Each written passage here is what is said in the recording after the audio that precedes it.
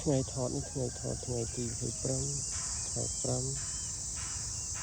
2021 ដីដែលដាំស្វាយរួចអត់ងក់ស្វាយអស់ទៅតតែដើមឈើលើទឹកចាំមួយរយៈសិន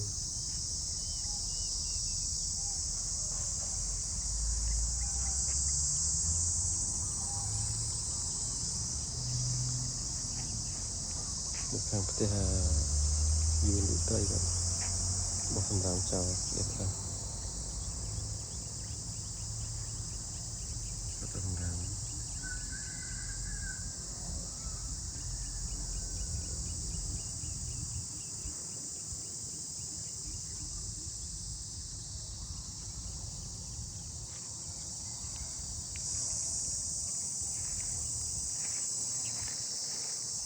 ដីនេះដាំអីមិនបានល្អទេដល់